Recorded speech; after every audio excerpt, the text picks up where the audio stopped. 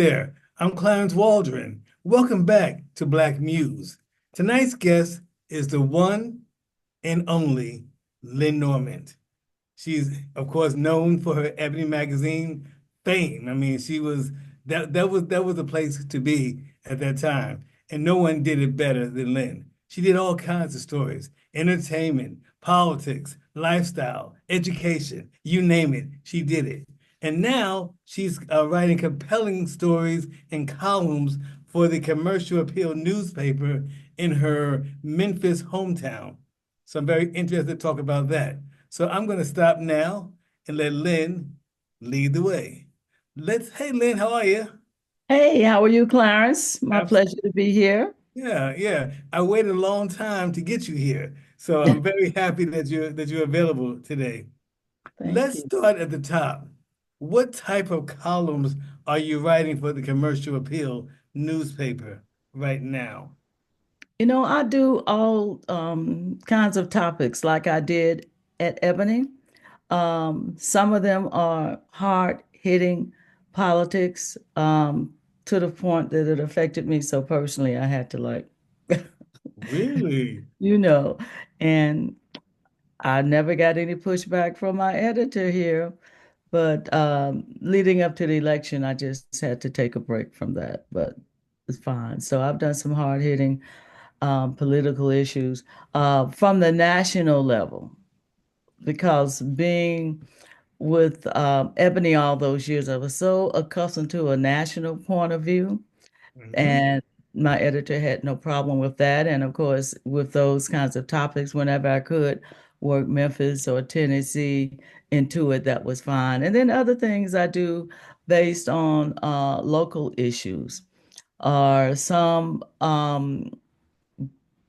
just dealing with personal issues, such as, the problems that women may have, problems with dealing with birth control or abortion issues overall.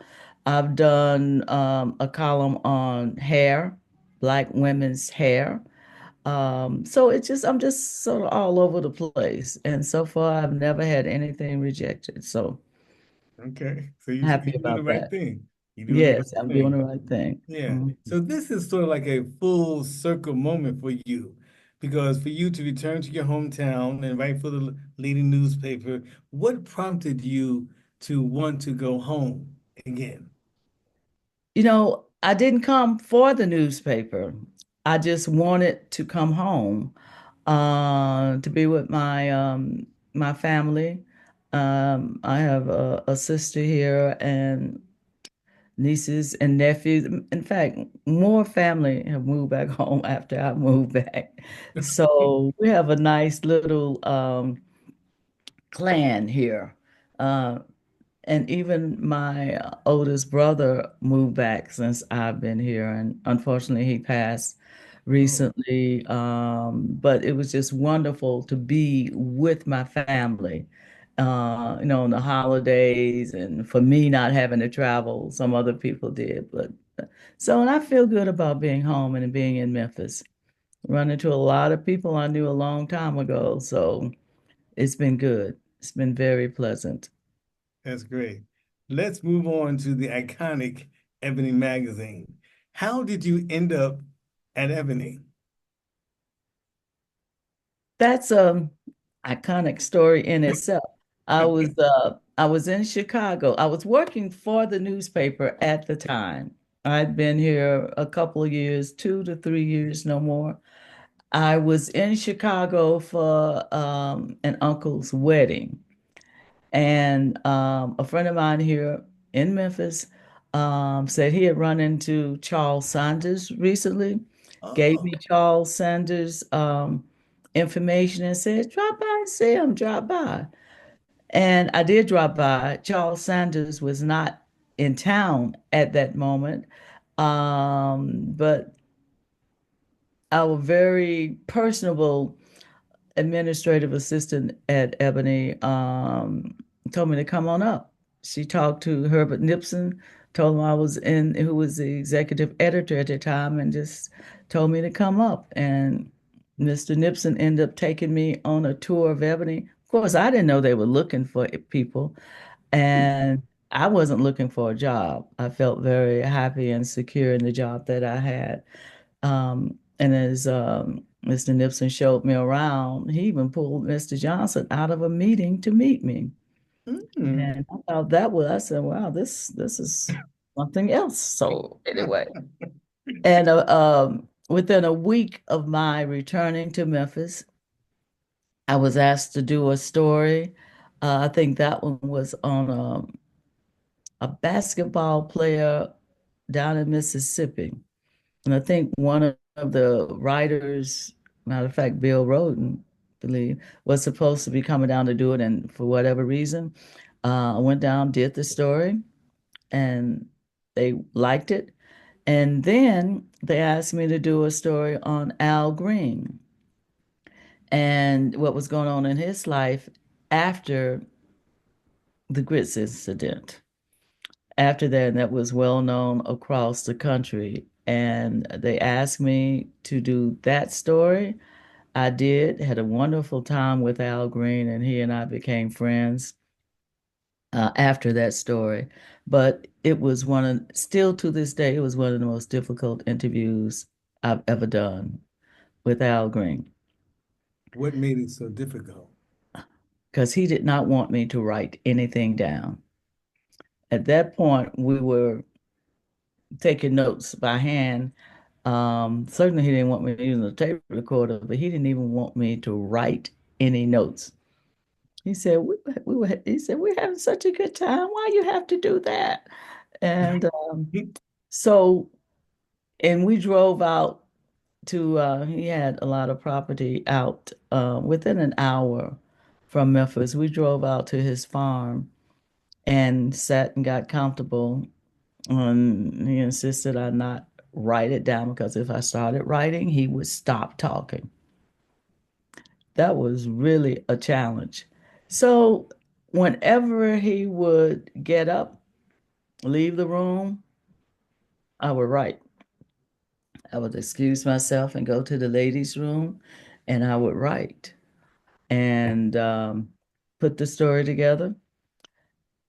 And I didn't even get to the main point because at that time, nobody knew that Al Green had been born again and had started a church. Right. Oh, on my way, on our way back to Memphis, because he was eccentric, I didn't want to ask him my tough question about how did the grits incident impact you? So I held off on that until we were riding back to Memphis. And as we got close, I said, now it's now or never. So I put the question out there.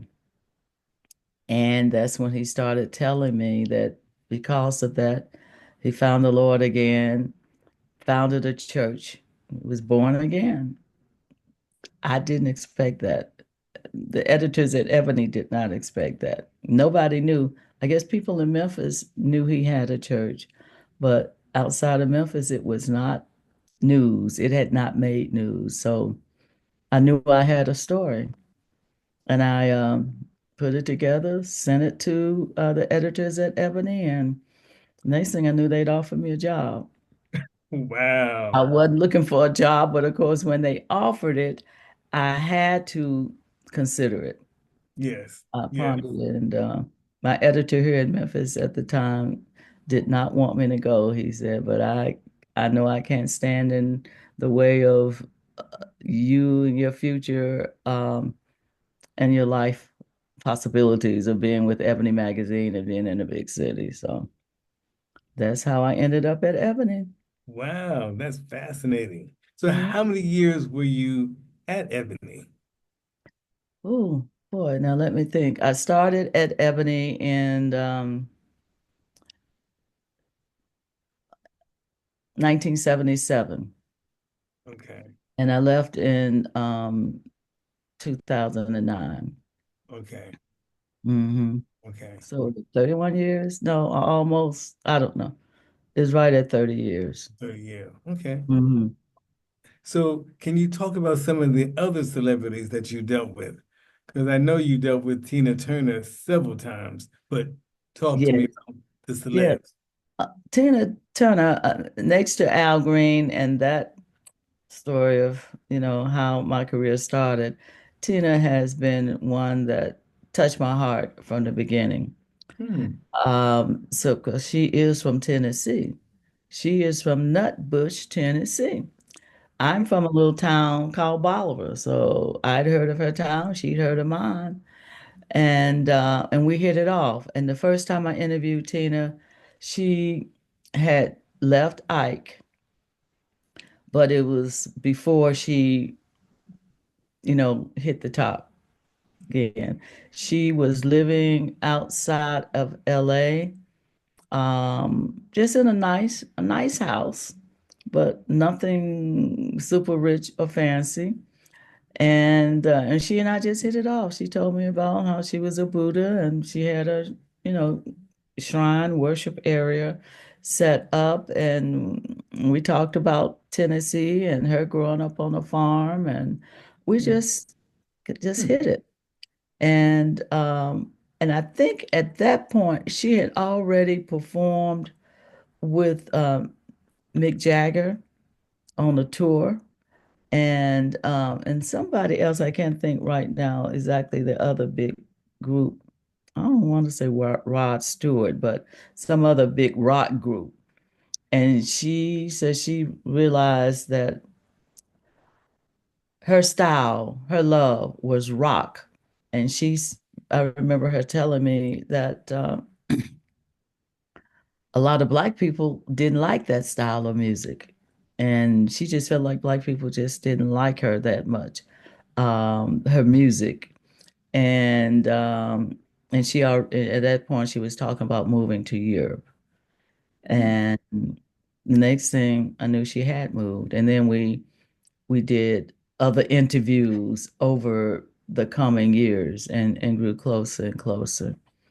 But it's amazing that she didn't feel like Black people loved her music, and she didn't feel that Black men liked her legs.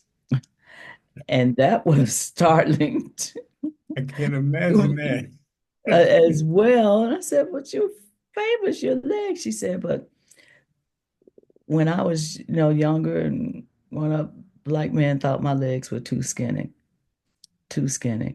They like those big, stout legs." And I Okay. just thought that was odd. But she was based on her experiences. Right. Right. Okay. Name someone else. Anyone else? Oh. So funny. This feels good. All of this just coming back up. You Yeah. know, Yeah. Luther Vandross, Oh. and he and I interviewed him several times. And he was, of course, just a great person, great singer, and near after I interviewed him several times, I went to New York to interview him again, and he told me that he just was not going to do another Ebony story till he got the cover. So that's one of the few times I left without bringing the story back, because he wanted Hmm. the cover. And of course, he didn't blame me, because he knew I didn't control who was on the cover or not. But he wanted a cover, and I felt like he deserved a cover. But my opinion does not always, win over. Oh, I Yeah, know. I really, you remember I those? remember those days. Yes.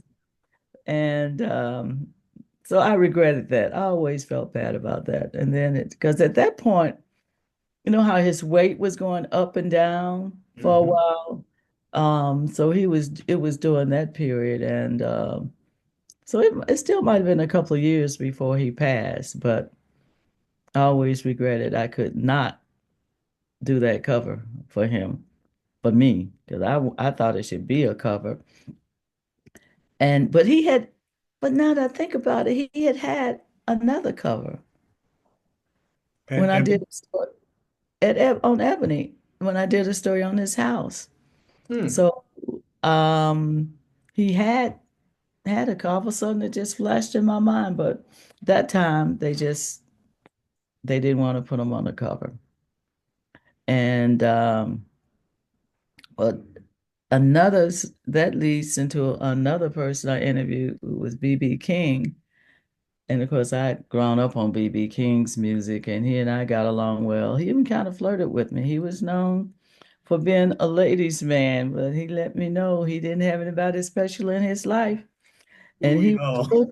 the other thing he said, all my years and so and so, I've never been on an Ebony cover. I called the office and they approved it. Or was it when I got back? Either way, he had his first cover Hmm. and probably his only cover on Ebony. And I know he came to visit Ebony a few times. And I think you hosted a luncheon too, didn't you? Yeah, yeah, Yeah. yeah, Yeah. So BB King was a sweetheart. That's the best yeah, I can yeah. say. Um, Name somebody else, or maybe you not. Well, Whitney Houston, didn't you deal with Oh, Whitney? Come on yes, now. yes, Whitney. She and I became close as well. I interviewed Whitney in I think it was 1985 when she first came out. Um, she was already succeeding, and I was able to get an interview and to do a cover.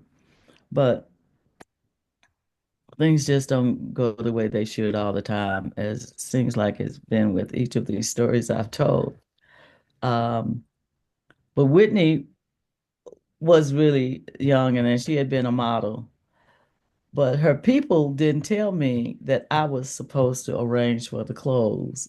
And we hadn't done that much of that kind of thing. But if they had said it, asked or mentioned it, we would have taken care of it. So I get there ready for the interview, and they're saying, "Okay, Lynn, where are the clothes?" I'm saying, "You all didn't mention the clothes at all, because why? How could I get clothes without her size and getting a feel for her or something? You know what I mean? To give to Yeah. the stylist." And so somebody on her end kind of messed up, and I called the office, and I must say one of my editors took the blame for that because they were the last ones to talk to Whitney's people, because this was still early for me because they wanted this bad and everything. So one of the managing editors was supposed to, they wanted to talk and make sure everything was right. Well, so they took to fall for it. But anyway, from the office, they arranged for a stylist, and we waited several hours. Mm. And the stylist got there, and there was like one piece. They didn't bring that many either. One piece that Whitney liked, and it looked gorgeous on her. And it was really from the waist down, and she did a pose sort of like this, laying back, and the pose was just this part of her body, but that top or that outfit they had, it sparkled with sequins, different colors, and it turned out to be a beautiful cover, a beautiful cover. And when we were finished, she wanted to go to, I guess it was Arista's office to actually do the interview. And her friend Robin, drove up in a little Mercedes two-seater, picked her up. And I went with some of her people over to the office. But that image of Robin picking up Whitney stands out in my mind too. Yeah, and it was interesting. Then I was invited to her wedding, which was truly, truly fabulous. They didn't want anybody taking any pictures because I wasn't trying. But I remember one well-known journalist there, they took her camera. Oh no. Yeah, they sure did. Because, well, they say no cameras, and it's Whitney Houston and some other people too. they mean no cameras. And this person was not happy that Mhm. her camera was taken. I'm sure they just deleted whatever from it. And because I'm trying to remember if we had cell phones then. I don't think so. I don't think so. I don't think so either. No. I don't think so either. But she had a camera with her. So, and there are other times I've been with Whitney, and a number of times I interviewed her by telephone because she got to know me well enough that we could just, if we needed something quick, she would just do a telephone interview, send pictures, or we have someone take the pictures. So it always worked out well. Right. Always Right. did, except one time. Uh-oh. Uh-oh. Go ahead. Go ahead. These glitches are issues for the writer. I mean, they didn't blame the photographer. You know, if something went wrong, it was on us, the writers, you know, Clarence. Hmm. But Hmm. so I was in New York doing a photo shoot of Whitney and her dad. The photographer, who was not black, it was someone Whitney had recommended. I could I went over and introduced myself to her and said, I'm Lynn Norment from Ebony. You know, this is Hmm. cover story I'm supervising. She wouldn't talk to me. Her person had to come over and talk to me. So I don't know what the attitude was. Too many black people around. But she certainly didn't want me to say anything to her. Wow. And yeah, it was the first time I've ever run into anybody like that. Anybody. And Whitney asked me about that later and realized that the woman wasn't quite together. But she was known for her great work. Um, and supposedly she got it out a couple of days later. She sent me like three images, but somehow there was a storm in New York. She had just simply put it in one of those FedEx envelopes, and obviously the wind blew it away. So, and I'm calling day after day saying, where are the images? I sent the images. Where are the images? Where are the images? We don't have them. So I said, okay, well, you're going to have to send some more. Oh, God, it was so hard to get what we needed. And then this time, if she sent three before, she sent two this time. And you know, when they take pictures, the same image they're going to have so many times. She didn't give us hardly anything to choose from. So I'm trying to think who paid for that. I don't know, but we were not happy with her. Mm. With her name right off. She was not cooperative and very, like she was too good to be around black people, I guess. I Wow. guess Whitney Houston made the cut, but the fact that anybody else, I don't know. I've never had anybody who wouldn't be a cooperative and talk to me and talk about what we're looking for, you know, Yes. in the Yes. image. They always want to know what kind of cover are you looking for? Right.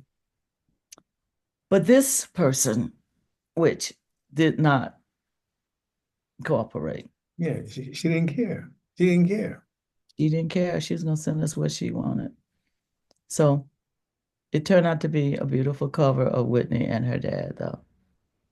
Well, But that's good. it was challenging. I tell you. It sounds painful, even as you described it. Years later, Yeah, it's really hard to talk about what happened. Yeah. Yeah. yes, it is. And then somehow still got, well, of course, from Whitney, I got my story, but you know, that was just so unnecessary. So unnecessary. Mm. And how about Janet Jackson? Okay. I feel like I'm talking too much. No, this is good. Actually, Lynn, I never knew that you could talk so much because we're talking more now than we've ever done in all our That, careers that's together. true. I'm not I wasn't much of a big talker, but I was a good listener. Okay, You okay. know, Um, but I did several stories on Janet. I tell you, a number of people I did multiple stories on. And I think everybody I mentioned so far, I did multiple stories on. And the same is with Janet. I can't remember the first time I interviewed Janet, but one memorable time was that football game, halftime, Oh, when her clothes were snatched off. no, no. Oh yeah, yeah, yeah. Justin Timberlake. Justin Yeah. Timberlake, Yeah, yeah, yeah, who yeah. happens to be from Memphis too. Uh-oh. Uh, Uh-oh. and for the game, I was here in Memphis. Matter of fact, at my sister's house where I am now. Um, she wasn't here. I think she was working. And I was watching the game with her husband. So when I got to halftime, we just, and all of a sudden we looked at each other. Did you see what I just saw?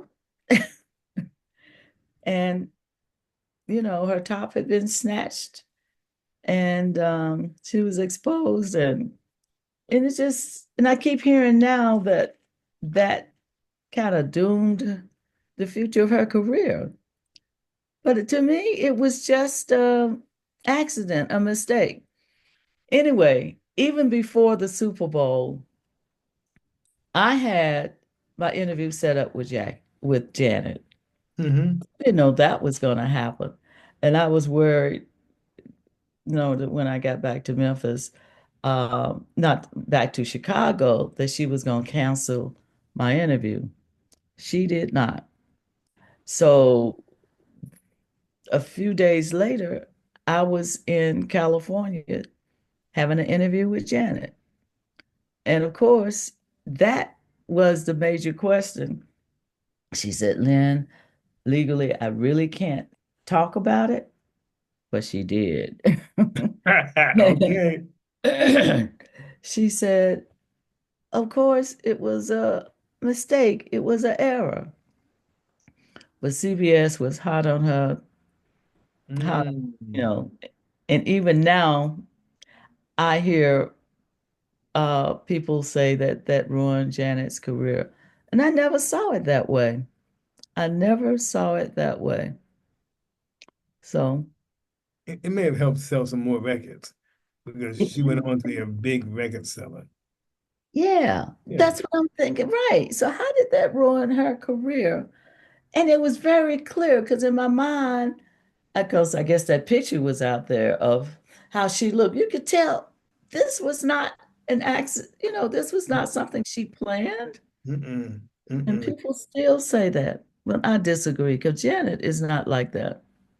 She wouldn't do that kind of thing. They said she did it for more publicity. So, Mm. yeah, that doesn't make Wow. any sense. But anyway, I kind of got you know, Exclusive from that one. yes, I Yeah. did. Yeah. Those, Yeah. and we probably were right up against the deadline, and you know how quick we go from the deadline to when it's out there. Right. So Right. that was good for me. Yeah. Good for Yeah. us. Good for Yeah. Ebony. Yes. Yes. Yeah. Yeah. And I got a story out of it. So So it's all good. but What are your memories of Mr. Johnson? I have a great respect for Mr. Johnson and how he handled the business, how he handled, as we would say, his people. Mm-hmm. Because if you did well, he's going to be kind to you. You know what I mean? He's going to treat you fairly. Let me just put it there, treat you fairly. And I feel like he treated me very fairly, and I had no issues with him. No issues. You were the first woman managing editor of Ebony. What year was that? Do Oh my you goodness, I'm sorry. I can't. I should have figured that out before. I I don't know. No problem. But long time ago. Yeah. What were your responsibilities? What did that mean to be the managing editor of Ebony magazine? Okay. The bottom line with Ebony, no matter what your title was, you were expected to be a writer. So, and I'd been senior editor and whatever, and a writer, the top writer. So that continued. But added on to that was managing some of the staff, all the other writers, and editing their material, going over with them how the story should flow, um, and helping them with interviews if that was a problem. You know, just getting the magazine out. You Hmm. know, a lot of editing, going over the proofs, going over the layouts, and just making sure that everything, met the deadline and the flow. Because we had like four deadlines through the month called, forms. So many stories are in the first form, so many in second form, third form, fourth form. And every week we had a major deadline that we had to get to press. And then it all came together as the magazine. So it was good experience. Sometimes I would go to the printing facility to oversee how the cover was coming out as well. So we did a lot of different things. A Yeah, lot of work. A lot of work though. yeah, I'm sure. I'm sure. Yeah. Now, you mentioned Walter Levy was the co-managing editor. Yes. Okay. Yeah, Okay. we both were managing editors, but he handled more of the production and I handled more of the writers and editing the stories and getting that thing together. But he was the main person over the production end. Got it. Mhm. Lynn, I always ask this question. Who inspired you? Who inspired little Lynn and told you that Did you one say day, Little Land? I said, little Lynn. Yeah. Who inspired little Lynn and told you that you would be great one day? Well, I don't know if anybody told me I would be great, but I was told I could be. My father raised, um, there were five daughters that grew up actually in the household, and he just expected a lot of us. And his main thing was, you going to college. It wasn't like, do you want to go? No, you had to go to college. Uh, you had to graduate. And then he wanted you to get a job, a decent job, be able to take care of yourself. And other was buy some property. And we all did that. I mean, that's how it flowed. That's what he wanted. So he was my inspiration. He was my inspiration, and he expected a lot. And it wasn't that I expected to be well known or be in a magazine like Ebony, although we grew up with that on our coffee table at home in Bolivar, Tennessee. But I wasn't afraid. I mean, just to drop by Ebony. And I wasn't looking for a job. I really just want to do some freelance work. Um, but I did it. I was confident enough, although back then I wasn't a big talker, but I was confident.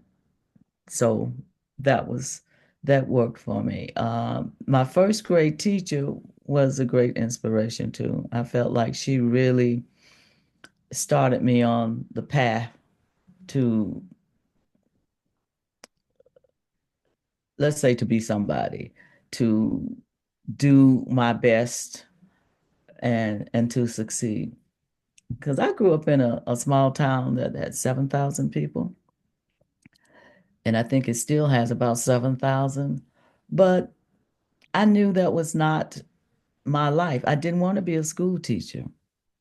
I did not want to be a school teacher. And anyway, I knew I wanted to be a writer in high school. And High then school. in high school, and I wrote for our school newspaper. I wrote poems. I had a real tough English teacher at an integrated school. I was one of the first to go to the white high school. And if you had some grammatical errors or something, you could get an F. So that put me on the way too. And I got a from her. You know, she wasn't mean to me, but I just knew I had to do what I had to do to get through that. And that's when I realized I wanted to be a writer. I could always write essays and anything that dealt with writing English, that was always my favorite. Got it. Got it. Mhm. Now, you were inducted into the NABJ Hall of Fame. What Yes. does that honor mean to you when you look back at that moment or that night? Just tell me about that. It was first I was surprised to learn that I would be inducted because it was a surprise to me. I didn't know anybody had nominated me or anything. And so it felt good. And I mean, to be honored by your peers. And these, I'd always been involved, as you know, in NABJ um, from the beginning of my career, even here in Memphis. I headed up the chapter, uh, but it wasn't NABJ then because NABJ started taking chapters after that. But I know I just felt honored and humbled and pleased and pleased. Go Tell, ahead. tell me about your work when you were president of the Chicago chapter of the NABJ. Weren't you head of that as well? 6 years. Ooh, And okay. during some of that time, I also was on the board of NABJ. I was Mhm. doing both things at the same time. Um, it was good. It was ambitious for me to be doing both of those and having a job at Ebony that really kept us going. But I had the support of Mr. Johnson and the other people at Ebony, which was a good thing. And one time he even paid for me to go to board meetings and conventions and all of that. So he had my back on that. But in Chicago, being president of the chapter gave me a chance to meet almost every Black journalist in the Chicago area, and expanded the organization with the help. I had good people, I had good boards, but we come up with an idea and we would execute it with everybody helping. People like Brenda Butler, um, Gloria Brown from WGN, Valerie West, who was with Fox at the time. You know, we both were on the board. I probably was on the board before they were, but this is the group I work with so closely. And of course, Art Norman, I could not leave him out because Uh, he worked hard with us. And I'm sure there were others, but those come to mind. And we built that chapter up into the largest in NABJ. mm, We took a hit um, from some negative people and had to then rebuild the organization, reapply to be a chapter up against them. And of course, we did. Vernon Jarrett was another who was always there to help. So I feel good about that, cool, about about the work that we did, and I enjoyed it. I enjoyed it. I did. cool. Now, you were a longtime adjunct professor at Columbia College, Chicago, and Yes. also you were a mentor to so many young journalists, obviously. Why is it important for you to want to give back to the community? It's just important to me. I felt like the community had given so much to me while I was growing up, while I was in college, and especially growing up in Bolivar, that I wanted to help. It was only natural for me, and I enjoyed it. I enjoyed it. I enjoyed it. I mean, I taught no more than two classes at a time. And most times one, because even though the Ebony Johnson Publishing Company building and Columbia College, where most of the classes were then, was just 2 blocks away. But going out of town and all, and I got to the point that I had to give it up. So, because I was missing classes, but what could I do? I was Right. working Right. when I was Yeah. working, you know. Yeah. So that was great. Columbia is I think a great school, at least for people in journalism and photography and some of the arts. And over the years, I've been in touch with people. Some people that I taught, I couldn't believe that I taught those grown people, Okay. but they Mhm. they remembered and whatever. So it was a good experience, a good experience. And I thought about trying to teach when I moved here to Memphis, but just caught up in writing projects, so I'll let that go. Yeah. Can't do everything at the same time. Right. Right. We're almost done here, believe it or not. You graduated from the University of Memphis. Hmm. How did that educational experience prepare you for Ebony and the commercial appeal? I think about now, um, mentor teachers I had at Memphis State, and one in particular is Leon Long, and he died recently, well, a few years ago. Um, he taught journalism classes, and I think he was over the newspaper because I wrote for the newspaper here at school as well. But he was such a hands-on instructor, and he prepared me for that first job at the Commercial Appeal. He happened to have been the night editor there, copy editor. Um, and I remember um, as I was finishing up school, he encouraged me to apply for an internship at the Commercial Appeal. I I didn't hear anything back, or I was rejected, and I told him, and he said, "Send your resume and your clips back again, and include your photograph." So I only concluded from that after I got the job that they must have been looking for maybe Black people at the time Right. or whatever. But anyway, this time I was offered the job and the internship rather. And then that led to offer of the job. And so I owe it to Memphis State. I feel like I got a good foundation in journalism there.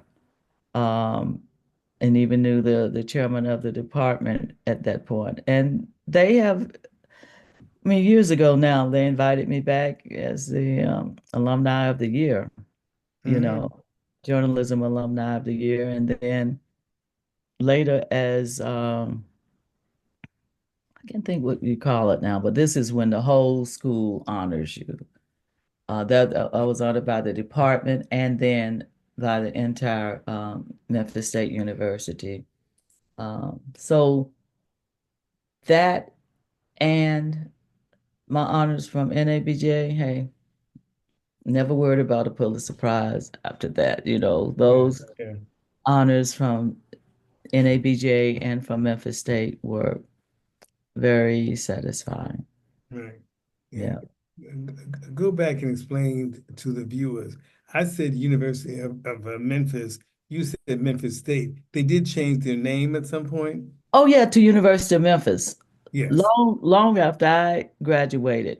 It Okay. was Memphis State University when I went to school. Yes. And Got for prestige and other reasons, they became the University of Memphis. But it's still Memphis State to me, and I say that all the time to people. it. Make that, but I've Yeah. gotten the hang of Yes. University of Memphis now. Got it. Got it. All Mhm. right. Well, here we are. Is there anything else that you would like to share that we did not talk about? Uh, do you have a moment? I'd Sure. Go like to ahead. say it was the camaraderie um, with the other writers and photographies at Ebony and Jet, and even beyond throughout the company. Johnson Publishing Company was like a family, and it will always have a warm, spacious place in my heart because I met good people like you and like Walter, but Like it's so you. many. Like you. Yeah. Yeah. Yeah. It was a good place. And I feel very blessed to have been able to spend most of my career there. I mean, I was at the Commercial Appeal a couple of years, but then I was there at Johnson Publishing for 30 years. Yes, indeed. And you just can't find a place where you can stay or want to stay, or maybe people are made differently now. So that was very special to me. Very. Absolutely. All right. Well, Lynn, I thank you for your time. This has been another fun time for me. So, yes, indeed. But before we go, I want to send out a brief shout out to Howard Sandifer and his wife, Darlene Sandifer. They are the founders of the Chicago West Community Music Center. That's a Okay. great music school on the West Side. And this Okay. whole video podcast was their idea. They said, let's have lively conversation with our newsmakers. So hopefully that's what we just did. We had a lively conversation with Lynn Yeah. Norment. Well, Yes. I'm alive. I feel good. Yeah. Yeah. Yes, indeed. So to the viewers, please click like and subscribe. Please click like and subscribe. Thank you all. See you next week.